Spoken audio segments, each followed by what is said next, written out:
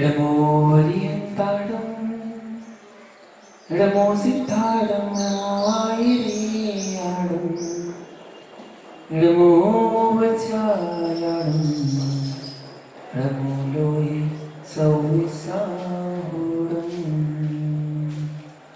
देवलंतान सद्गुरु श्री भगवान की, आचार्य भगवान अकलंक स्वामी की, आचार्य गुरु व्यासदेव जी मुनिराज की, आचार्य श्री शुद्ध शुभ जी मुनिराज की,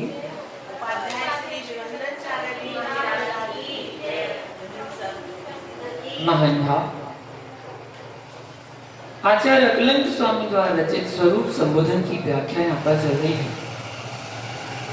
जैसा कि आपको बताया कि मात्र 26 श्लोकों का ये ग्रंथ है जिसमें आचार्य भगवान ने गागर में सागर भरने का प्रयास किया है। 25वें नंबर का श्लोक यहाँ पर आया है। शिष्य आचार्य प्रवर के श्रीपाद कमल में जिज्ञासा प्रकट करता है, भगवान अभेद सटकारक रूप से अपने स्वरूप का ध्यान करने पर किस फल की प्राप्ति होती है? तो समाधान आचार्य भगवान बताते हैं, अत्यंत बासल भाव से कहते हैं, हे वत्स, अभेद सटकारक की अभिव्यक्ति रूप 7 विभक्तियों के ध्यान से परमानंद की प्राप्ति होती है, उसे सुनो। स्वं स्वं स्वयं स्थितं स्वस्मै स्वस्मात् स्वस्याविनस्वरम् स्वस्मिन् ध्यात्वा लभेत स्वत्थो आनंदामृतम पदम्। इस श्लोक का निम्नांकित पाठांतर और भी है जहाँ अन्य जगह मिलता है। स्वं स्वं स्वयं स्थितं स्वस्मै स्वस्मात् स्वस्याविनस्वरे स्वस्मिन् ध्यात्वा लभेत आनंदामृतम निर्मृतम पदम, ऐसा अन्य जगह भी देखने मिलता है। यहाँ पर आचार्य भगवान बता रहे हैं, निज आत्मा अपने स्वरूप को अपने द्वारा स्थित, अपने लिए अपनी आत्मा से, अपनी आत्मा का अपनी आत्मा से उत्पन्न हुआ अविनाशी आनंद व अमृतमय पद अपनी आत्मा में ध्यान करके प्राप्त करें। सारी विभक्ति एक श्लोक में घटित कर दी। ध्यान देना, तत्व ज्ञान सर्वोपरि है। तत्व बोध विहीन पुरुष अंधों में महाअंधा है, ऐसा समझना चाहिए। नर देह प्राप्त करके सर्वश्रेष्ठ कार्य तत्व ज्ञान प्राप्त करना ही है। मनुष्य पर्याय प्राप्त करने के बाद भी अगर तत्वों का ज्ञान नहीं कर पाया तो मनुष्य पर्याय व्यर्थ है। ज्ञान मनुष्य जीवन का सार है। सत्यार्थ मार्ग पर आस्था, तत्वबोध एवं सम्यक आचरण, यही मनुष्य को महान बनाते हैं। अनाकुल जीवन शैली का बोध तो आगम के अध्ययन ही से होता है। बिना आगम अध्ययन के सभी आचरण अधूरे अधूरे से लगते हैं। परम समरसी भाव के तलस्पर्शी ज्ञाता बनने के लिए स्व समय में लगना होगा। बिना तत्व निर्णय के संपूर्ण क्रियाएं रूढ़ीभूत दिखती हैं। जो बाप दादा करते आ रहे हैं, पिता के पिता करते आ रहे हैं, वही काम दादा ने किया, परदादा ने किया वही काम, दादा ने किया वही काम, पिता ने किया वही काम, बेटा कर रहा है वही काम, अपने बेटे को सिखा रहा है। ये रूढ़ीभूत पद्धतियां हैं। बिना तत्व निर्णय के संपूर्ण क्रियाएं सब रूढ़िबद्ध दिखती हैं। दादाजी अभिषेक करते थे तो पिताजी करते थे, पिताजी करते तो बेटा करता है, बेटा करता है तो अपने बेटे को सिखाता है। क्यों करता है, किस लिए करता है, उसको तो जान ले। आत्मज्ञान को भी तर्क से, बुद्धि से प्राप्त करना चाहिए। आत्मज्ञानी साधक व्यर्थ के आडंबरों से प्रति क्षण आत्मरक्षा करता है। एक श्वास प्रमाण काल भी पुनः प्राप्त नहीं होता। रागी पर की चिंता में दिन के दिन पूर्ण कर रहा है। वे पुरुष धन्य हैं जो एक क्षण मात्र भी विलंब ना करके शीघ्र जिन मुद्रा की प्राप्ति के पुरुषार्थ में लग गए हैं। जिन्हें युवा अवस्था की कामुकता नहीं सता सकी, माँ का दुलार, पिता का प्यार, भाई का स्नेह, स्त्री का राग जिनके अंतःकरण को विचलित नहीं कर सका, ऐसा विशुद्ध योगी ही सत्यात्म को प्राप्त होता है। भैया, सम्यक दर्शन सब गुणों में प्रधान है। प्राण नष्ट हो जाए पर श्रद्धा गुण को नष्ट नहीं होने देना। थोड़ी सी परेशानी आती है और आप इधर उधर भागने लग जाते हैं। थोड़ी सी विपत्तियां आई और इधर माथा टेका, उधर माथा टेका, और आचार्य भगवान क्या बता रहे हैं कि प्राण नष्ट हो जाए पर श्रद्धा गुण को नष्ट नहीं होने देगा। देव शास्त्र गुरु के प्रति जो अपनी आस्था, अपनी श्रद्धा को बनाया है, वो बना के रखना। चाहे कोई कितना ही आपको डिगाने की कोशिश करे, चाहे कोई कितना भी आपको विचलित करने की प्रेरणा दे, लेकिन अपने आप की दृढ़ श्रद्धा बना के रखना। कोई कितना ही कुछ आपसे कहना चाहे, जिसकी श्रद्धा दृढ़ है उसका ज्ञान भी निर्मल होगा। यूं कहना चाहिए कि संपूर्ण मोक्ष मार्ग की आधारशिला कोई है तो वो सम्यक है। सम्यक तो श्रद्धा है, उसके साथ ज्ञान और चारित्र का होना अनिवार्य है। केवल श्रद्धा बना के मत बैठ जाना, उसको ज्ञान और चारित्र में भी ले जाना, तभी मोक्ष मार्ग परिपूर्ण कहलाएगा। एक एक करके मोक्ष मार्ग नहीं है, तीनों की एकता ही मोक्ष मार्ग है।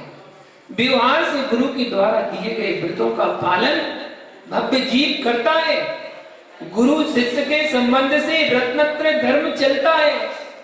द्वैत भाव है। साथ में जिन मुद्रा, पिछी कमंडलू, द्रव्य संयम के चिन्ह, इनके सद्भाव में जगत पहचानता है कि कोई मुनिराज है। अगर बिना पिछी कमंडल के कोई नग्न बाजार में घूमने चला जाए, निकल जाए, तो लोग उसको पत्थर मारेंगे, अभद्र टिप्पणी करेंगे। और वही नग्न दिगंबर भेष को धारण किए हुए पिछी कमंडल को लेकर निकल जाए तो श्रद्धा से लोग हाथ जोड़कर उसको नमस्कार करेंगे, साष्टांग प्रणाम कर देंगे। यह भेद दृष्टि से जिन मुनि की पहचान है। भेद दृष्टि से जैन मुनिराज को बाल गोपाल तक जानते हैं, परंतु अभेद दृष्टि से मुनिराज को तो भावलिंगी मुनिराज स्वानुभव से स्वयं ही जानते हैं या फिर प्रत्यक्ष ज्ञानी जानते हैं। व्यवहार मुनि संयोगी भावों से होते हैं, जबकि निश्चय के मुनिराज पर से असंयोगी भाव से होते हैं। व्यवहार मुनिराज के पास पिछी कमंडलू जिनलिंग का संयोग रहता, जबकि निश्चय मुनिराज स्वानुभूति मात्र का आनंद लेते हैं। वहां कोई विकल्प भाव नहीं होते। द्रव्यों का संयोग तो बहुत दूर है, वहां पर विकल्प भाव का भी संयोग नहीं है। परंतु विशिष्ट बात यह समझना कि व्यवहार मुनि बने बिना निश्चय मुनि दशा प्रकट होती ही नहीं। साध्य साधन भाव है। व्यवहार साधन है और निश्चय साध्य है। सर्वत्र ऐसा ही समझना, जो अल्पधि साधन के अभाव में साध्य की सिद्धि करने बैठ जाते हैं, वे बंध्या के लला को आकाश के पुष्प से खिला रहे हैं। क्या? बंध्या के लला को आकाश के पुष्प से खिला रहे हैं। बंध्या का कभी लला नहीं होना, आकाश में कभी पुष्प नहीं खिलना। तत्व के कथन करने से पूर्व विवेक का प्रयोग विद्वानों को तो करना चाहिए। जो भी कथन हो वह आगम एवं तर्क सम्मत हो, यह होना ही चाहिए। जो बात लौकिक कार्य की सिद्धि में घटित नहीं होती, वह परमार्थ की सिद्धि में कैसे घटित होगी? बिना पात्र के खीर पकती है क्या? अगर आपसे कहा जाए दूध गर्म कर लो, तो दूध गर्म करो, गैस पर दूध रखो, गर्म हो जाएगा क्या? गैस पर दूध रखने से दूध गर्म नहीं होगा। समझना, आज तक कोई दूध को गर्म कर ही नहीं सका। कोई दूध को गर्म कर सकता है? नहीं कर सकता।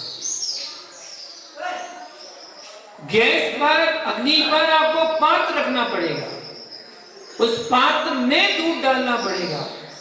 पहले दूध गर्म होगा कि पात्र गर्म होगा? पात्र गर्म होगा। तो पात्र गर्म करना था आपको कि दूध गर्म करना था? दूध गर्म करना था, तो पात्र को गर्म पहले क्यों किया? दूध को गर्म करते किया। बिना पात्र के खीर पकती है क्या? तो फिर बिना साधन के साध्य की सिद्धि कैसे होगी? अल्प प्रज्ञा स्वयं ही प्रयोग कर लें तो व्यर्थ के असत्य मार्ग से रक्षा हो सकती है। जिनवाणी के अनुसार भूतार्थ कथन होना चाहिए। उन्मत्त पुरुष के सदृश जो प्रजा जनवान वचन बोलना भूल चुका है, प्रयोजनवान व अप्रयोजनवान में भेद ही जिसे समझ में नहीं आता है, जिसके शब्दों का वाच्यवाचक भाव ही समाप्त हो चुका हो, कहना ही जिसका लक्ष्य है। क्योंकि कहना है इसलिए बस कहना है, पर कोई विवेक नहीं है, बस कहना ही है, विवेक नहीं है। यही तो उन्मत्त है। उन्मत्त मतलब पागल पुरुष की पहचान है।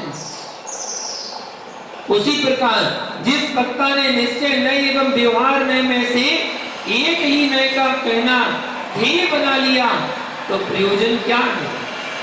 कैसे कथन का निश्चय मानिए कि वह परमार्थ ही से संबंध समाप्त कर बैठा है। क्रिया नय का कथन मोक्ष मार्ग नहीं है। मोक्ष मार्ग में विसंवाद ना हो। सत्यार्थ तत्व को समझने के लिए नय का आलंबन लेना चाहिए। मोक्ष मार्ग तो रत्नत्रय धर्म का भेदाभेद साधन है। साम्य भाव की साधना ही श्रेष्ठ साधना है। जिन्हें लिंग धारण करने के उपरांत भी साम्य भाव की प्राप्ति यदि साधक नहीं कर सकता, तो समझना चाहिए कि अभी साधना प्रारंभ ही नहीं हुई। साधक पुरुष की चर्या, उसकी क्रिया एवं परिणति सभी विशिष्टता से युक्त होती है। ध्यान देना, वाणी में साम्यता, मन में साम्यता, यहां तक कि सम्यक साधक का तन भी साम्यता भरा होता है। शरीर को देखने मात्र से भावों की साम्यता का बोध हो जाता है।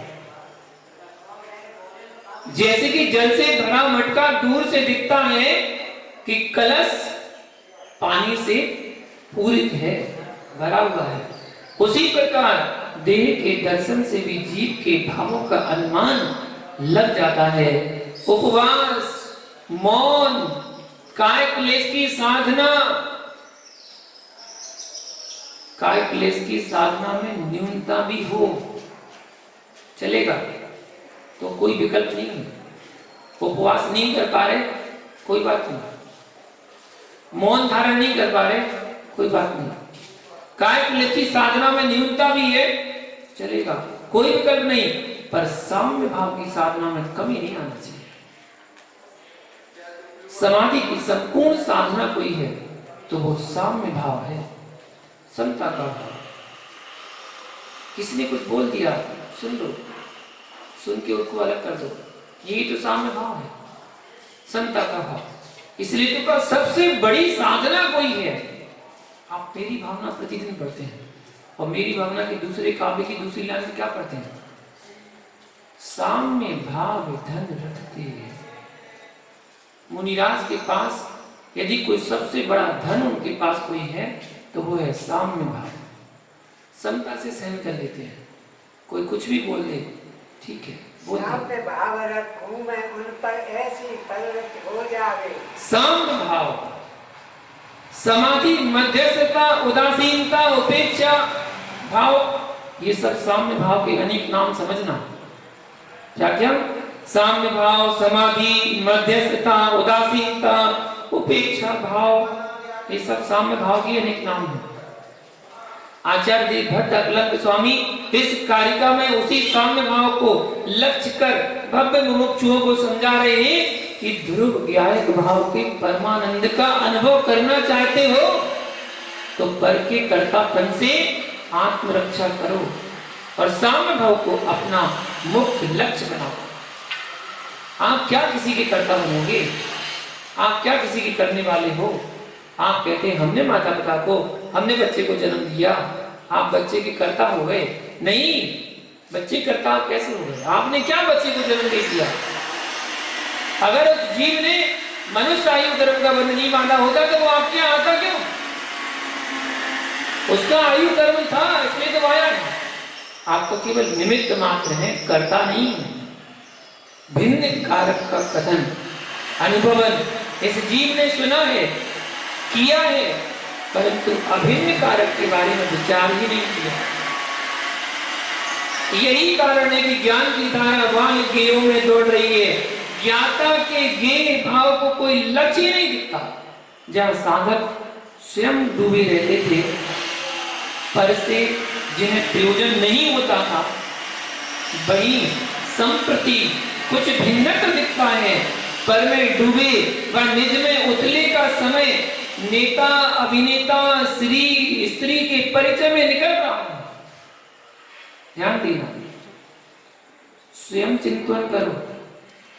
क्या भवनों का निर्माण आत्मनिर्वाण का मार्ग है? बिल्डिंगें बनवाना, मंदिरों का निर्माण करवाना क्या आत्मनिर्वाण का मार्ग है? जो भवन के स्वामी हैं वे भवन निर्माण है। भवन निर्माण में अपनी निर्वाण दीक्षा के काल को पूर्ण करें। पर कर्तापन की इसमें से बड़ी विडंबना क्या होगी? जो पर का कर्ता बन के बेटा मैं कर रहा हूं। आप कुछ करते भी है तो कहते मैं कर रहा हूं, मैंने करा है। रागी भोगी जिसका उपयोग करे उन्हें बीतराग मुद्राधारी बनवाए, या कली काल की बलिहारी कहें, या मान का पुष्टिकरण कहें, या फिर तत्व पर श्रद्धा की कमी, या यूं कहें कि मोक्ष मार्ग कठिन मार्ग है, इस पर ठहरना दुर्लभ है, इसलिए वहां से च्युत हुआ जीव भवनों का आलंबन लेकर समय को पूर्ण कर रहा है,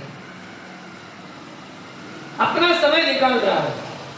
समय मतलब आत्मा, आत्मा से दूर होकर स्व समय में प्रवेश हो जाए तो कोई जीव भवनों का त्याग करके निराकुल मार्ग जिन दीक्षा का व्यय भवन निर्माण में करेगा। जिन दीक्षा धारण कर ली और अपने जिन दीक्षा के सारे समय को भवनों के निर्माण में सारा समय निकाल रहा है। जिस समय की प्राप्ति के लिए समय निकालकर समय में प्रवेश किया था, एक समय मतलब आत्मा, एक समय मतलब टाइम, अवधि, एक समय को प्राप्त करने के लिए समय निकालकर समय में प्रवेश करने के लिए आपने जिन दीक्षा धारण की और जिन दीक्षा धारण करके सारा का सारा समय भवनों के निर्माण में निकाल रहा है। साधकों धन्य हो जो कि त्रिलोक पूज्य अरहंत मुद्रा को आप भिखारी ठेकेदारी की मुद्रा में देखते हो। इतना साहस कैसे प्राप्त किया? पूर्वाचार्य ने तो इस मुद्रा का प्रयोग स्वानुभूति मात्र में किया था। ऐसा लगता है कि वर्तमान युग विपर्यास युग ही है। गर्भस्थ शिशु के स्वास्थ्य परीक्षण के लिए सोनोग्राफी यंत्र का प्रयोग था, परंतु अल्पज्ञ अर्थ लोलोपी विषय लोलोपी हिंसक जीवों ने लिंग परीक्षण में इसका प्रयोग कर अनेक भावी भगवान आत्माओं के साथ क्रूर व्यवहार करके हिंसक कर्म कर तीव्र पाप का संचय किया है। उसी प्रकार जिन मुद्रा निर्वाण श्री की प्राप्ति के लिए थी, आचार्य भगवान बता रहे हैं, जिन मुद्रा निर्वाण श्री की प्राप्ति के लिए थी, परंतु प्रज्ञा विहीन जीवों ने इस पावन पवित्र मुद्रा का प्रयोग भवनों के निर्माण में लगाकर इसे अपमानित किया है। वह तत्व ज्ञान के साथ अनाचार हुआ है। लौकिक कार्य तो जीव ने अनादि काल से किए हैं। समय सार में कहा है विषय काम भोग बंद कहा। ये काम भोग की बंद कथाएं तो अनादिकाल से जीव करता आ रहा है। उनसे मुक्त होने के लिए साधक संयम की आराधना करता है और आराधना काल में विराधना से आत्मरक्षा प्रयत्न पूर्वक करता है। अहो ज्ञानियों, मोक्ष मार्ग अत्यंत विशुद्ध मार्ग है। आचार्य भगवान कुंद कुंद देव ने सराग अवस्था में जिन पूजा आदि का उपदेश देने को तो कहा है। कौन सी अवस्था? सराग अवस्था में कहा है जिन पूजा करने के लिए, जिन भवन की रक्षा करो, वृद्धि करो, यहाँ तक तो आचार्यों की आज्ञा है। परंतु अन्य भवनों के लिए उपदेश भी संयमाचरण में मलिनता का जनक है। जिन मुद्रा के प्रभाव का प्रयोग सम्यक रूपेण करना, इसे भौतिक द्रव्यों की प्राप्ति में नहीं कर लेना, अभेद मार्ग की ओर ले जाने वाली मुद्रा है। भेद भावना भाते भाते तो अनंत काल व्यतीत हो गया, परंतु अभेद भावना के अभाव में निर्वाण श्री का मिलन नहीं हुआ। द्वैत भाव प्रारंभ अवस्था में तो उपाधि है, प्रारंभिक अवस्था में, परंतु परम उपाधि भूत अद्वैत भाव पर भी दृष्टि जाना चाहिए। प्रारंभिक अवस्था में तो भगवान का ध्यान करना बताया कि भगवान का ध्यान करो, अरहंतों का ध्यान करो, पंचपरनीति का ध्यान करो। लेकिन जब आप इसके आगे बढ़ जाओ तो इसके आगे बढ़ने पर आपको इनका ध्यान करने को नहीं बताया। निज का ध्यान करके ही कल्याण होगा। भगवान का ध्यान करके भी कोई भगवान नहीं बन सकता।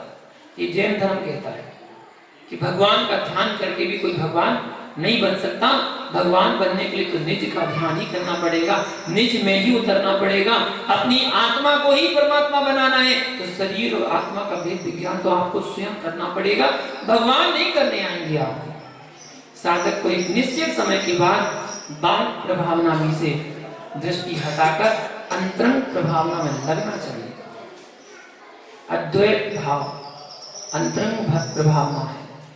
बहिरंग प्रभावना में भी जिन धर्म एवं आत्म धर्म का लक्ष्य है तो ही प्रभावना संज्ञा है। पर्याय का राग कहीं है तो भैया यानी समझना, स्वतन का प्रचार है। स्वतन मतलब अपने शरीर का प्रचार है, ना कि चेतन का कल्याण।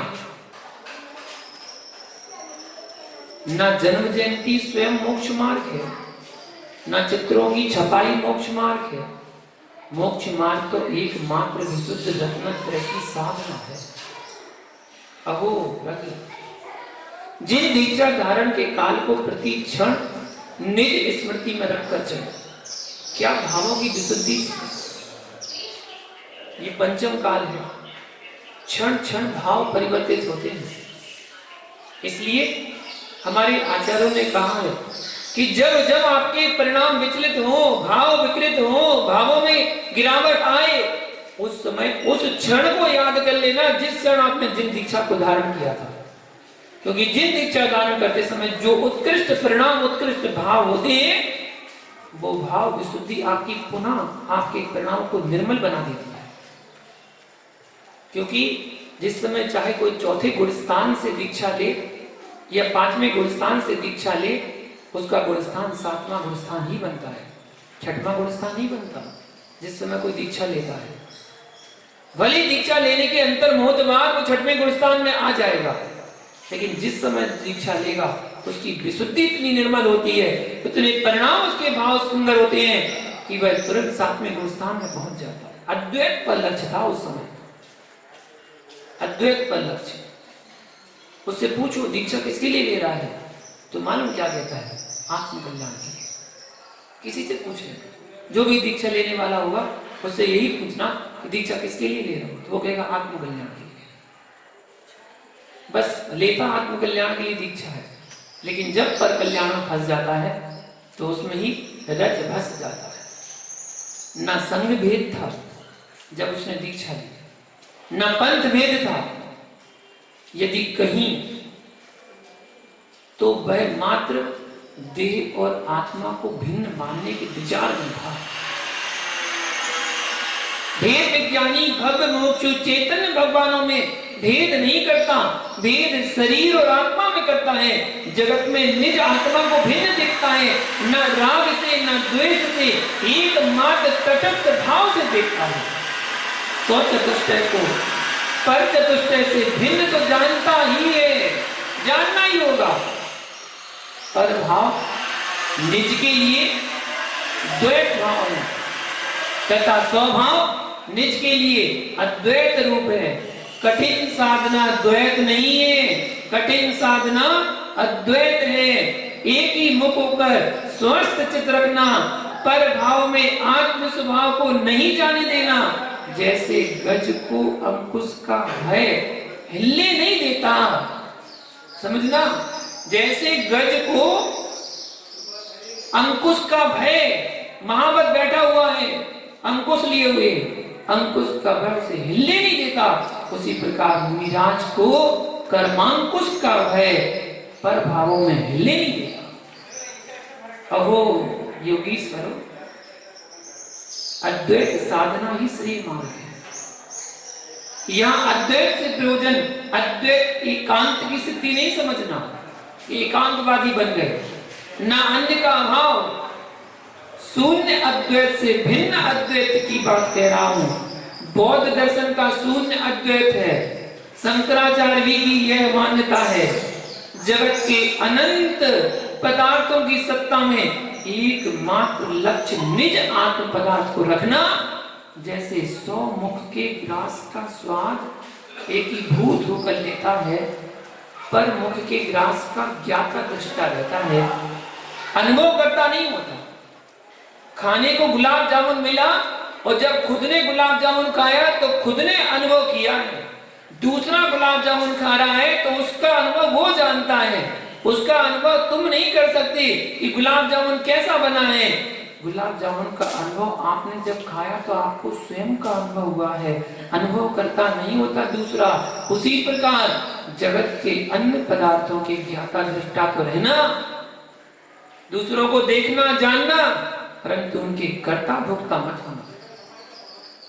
एकमात्र सौद्रव्य का भाव रखना, पर विकल्पों से शून्य हो जाना अद्वैत भाव है।